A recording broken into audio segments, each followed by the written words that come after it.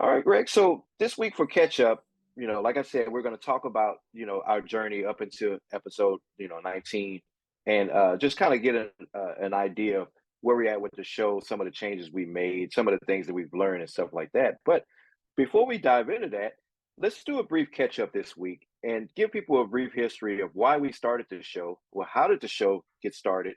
Maybe because we've been talking about this for years now. And let's finish that off with who the show is for. Yeah, I mean, I had we love tech. Jason and I, if you go back to some of our early episodes, you'll know that we launched the for the Fortune 500 company that we worked for. We launched their mobile efforts and pried the Blackberries out of people's fingers and put iPhones in their Right. hands and all of that Right. kind of stuff. So we love tech. And at one point, I actually had a little blog that I did called Gadgets for Families, and it was fun. I'd put out like one newsletter a month, and Right. kind of was good because most of the executives wanted it, and so it actually solved problems before they crept up on us. Right. Um, but then, time went by. That company changed. Both of us aren't there anymore. And I started a podcast in January of this year around some leadership stuff, and then got serious about talking to Jason and saying, okay, now's the time, Yeah. right? Yeah. Now is the time for us to do this. So I think that was probably the biggest thing from my perspective. What about yours? Yeah. Yeah. So it was even when we were doing the newsletter, right? It was so much fun. It was so much fun. And we talked about even way back then, hey, we should record this. We should make a podcast about the newsletter. And then it was iOS focus, right? We talked a lot because we've always been Apple guys from the very beginning. We kind of bonded over Apple devices and things, but we talked a lot about other stuff going on, a lot about gaming, a lot about just tech in general, and it it only made sense for us to be in this position that we're in now, right? That was always just going to be a natural evolution of the newsletter. So um, my only regret is not getting started sooner, Yeah. right? Can you imagine where we would be now if we would have started? It may have changed the landscapes of our careers, years ago. But we're not going to dwell on the past. We're here now. We're moving forward, and yeah, it's been a good journey ever since. Yeah.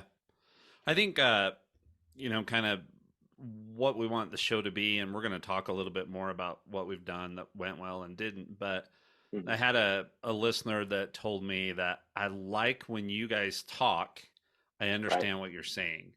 Right. And so if I think about who this is for, yes, we've used some terms and we talk about ecosystems and we talk about a bunch of stuff like that, but we try and keep this as simple as possible so that Right. anybody can listen to the show and it can help them. And so that's what we had to do, right? I mean, we had senior executives that knew how to power on their phones but didn't know a whole lot beyond if somebody calls, I press the green button. If I want to call Yes. somebody, I tap on their name, right? This was pre big messaging and Slack and all of that kind of stuff where you did everything on these mobile devices. I mean, they were literally Yeah. using them as mobile phones.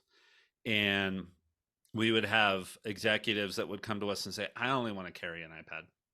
How do I make that work? And Right. Jason and I could make it work because we were geeky enough that we could RDP into a Windows session or whatever the case may be. But I still Yes. remember one of the Apple executives that was in charge of the international stuff that, not a, did I say Apple executive? Not an Apple executive, but one of the executives that Yeah. was in The charge of one the, exactly at the yeah, yeah, company. yeah. Yeah. Yeah. But he was just like, I just need this to be as simple as possible, but this is how I want to do my stuff. And so, you know, iPad and keyboard and all that kind of stuff. But we did have to make it because we would get a call at 2 a.m. from him from a foreign Yes. airport saying, I can't do something, and we'd have to deal Right. with it. So, Yeah. Yeah. So, and one of the early episodes, go back and listen to it. We talked about how things weren't as easy back then, right? We have iCloud and we have, so many different features that we didn't have back then. So it was kind of, we were just kind of grouping together a bunch of apps just to make things work. And always referred to as the Wild West. It kind of was back then, and things didn't work as smoothly as they do now. So, but yeah, this is who we made the show for, you know. So that's a good way to get into who the show is for. So we think about our clients, and you know, we always make the joke. We call them clients, but we're talking about our family and friends and neighbors and stuff like that. Um, how do we make things easier for them, right? To be able to gather knowledge for it, because we're always in a position to support, right? I'm like you. We go to a family function with all the in-laws and all of that, and they all pull out their phones and they're like, "Here, my phone is doing this," or "Hey, the printer's doing that," or "My laptop's doing something weird." We're just a family IT guy, right? Yeah. So we knew that there were a lot of us out there, right? Not just two dads that who worked in IT before, but also moms trying to manage all of their kids' devices, right? Also, you know, just tech dads who love technology and stuff, but they work full time and you know a lawyer or you know construction or something like that. But they still have this family of devices that they have to manage. So we wanted to be able to reach these guys and help them out and still have fun doing, you know, doing the show too. So Yeah. Yeah, I mean, I think I've told you the story. I won't name the family member, but you know, they've got a $500 Apple Watch sitting on their wrist for right. 2 years or whatever it was at this point, and I was talking about something, and then went, "Wait, what? I can change the data that I see Yeah. on that watch face?" I And I remember went, this. Yep. "Oh." And if I think about that, one of the problems that Apple's ecosystem has and their different operating systems has is they have become so complex that Yes. discoverability is a challenge, right? I Right. mean, Right. they can't pop up a splash screen. And what a splash screen is, right, is that initial screen that pops up when you turn on a device that says, here's all the things that are new. They can't go Right. through them. I mean, the PDF that Apple has for iOS 17 changes is pages and pages and pages and pages long. So they Right. can't do Right. that. So all they're doing is highlighting the main cool features like widgets everywhere, right? Right. And for most people, if they just want their devices to do what they need to do, they're not going to pay attention to the geeky stuff. And so, you know, if I think about that person not knowing that they could change and put the temperature Yes. outside, right, on their watch face, and that's important to them because of some of their outside activities, going, okay, that is not maximizing the technology. Put aside how much you spent on it, right? But it's Yeah. not maximizing the technology. And so, not to get too philosophical here, but when I launched Leaders Lift, my goal there was to help people to get more out of life, right? Yes. And as I talked to you, and I talked to another mutual friend of ours that lives in Tennessee, and talked about what Hmm. I'm good at it as I was trying to figure out what I wanted to do in this next phase of my career. That's one of the things that came out is I like to help people get more out of their Right. lives, right? And Right. so this became a natural extension of that because technology is such a big part of our lives. And Yes. not to go on my social media is killing the world rant, but there is so much negative that can happen with social media or with social media, yes, but also with Yeah. technology, right? You can have it control you. You can have this amazing piece of technology and have no idea how to take advantage of it. But if you learn just Right. some simple things, you don't need to know all the geeky stuff that we do. It can transform your experience in your life. If I think about my grandmother that lives in Colorado that we see once or twice a year, Hmm. got an iPhone and I said, "Oh, watch this." And I shared a photo album with her and she went, "What's that?" And I'm like, "Every Yeah. time I take a picture of the grandkids, you'll get it." And she's like, "What?" I mean, if she had known that was available, she would have bought that iPhone years Yes. before, right? Because Yeah.